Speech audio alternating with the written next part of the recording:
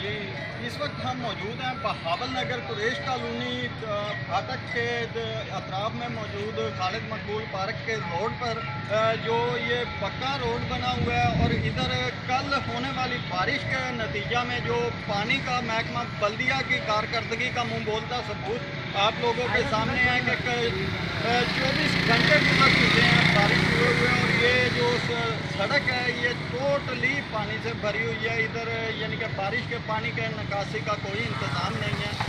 ये जैसा कि आप देख सकते हैं कि सारा इलाका जो है यहाँ से कुरैश कॉलोनी फाटक के अतराफ से आते हुए जट्टू वाला की तरफ जाने वाले जो लोग हैं उन्हें इस मामला से इस पानी की वजह से बहुत सी मुश्किलात का सामना है।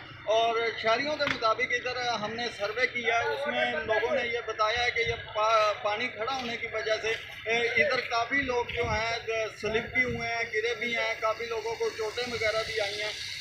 ऐसे मामला हैं। हमारे साथ कुछ शहरी मौजूद है, आइए उनसे पूछते हैं ये क्या मामला है। ये पानी कब से खड़ा है, क्या मामला? 24 घंटे हो गए। तो इधर कोई महकमा बल्दिया का हमला आया हो, कोई सफाई करने इसकी निकासी को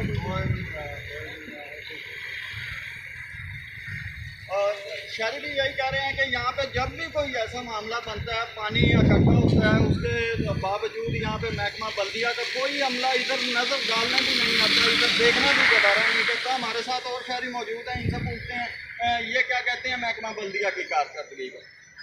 कोई इतने आगे में सबको गाल कर रही है जनाब अभी पानी इतने खड़ा है, हर बंदा परेशान है, कोई पता नहीं लगता खड्डा है या बारिश है या किसी वजह जो ऐसा कि लगना कि नहीं लगना, हर बंदा परेशान है। दो कभी मोटरसाइकिल बंद है। अच्छा, आप मुझे ये बताएं कि वज़ीर आला पंजाब और डीसी बहावल नगर शरीफ खान जदौन से आप लोगों का क्या मुतालबा है? मुतालबा पानी निकल से निकले सबका साफ हों और क्या बताता हूँ।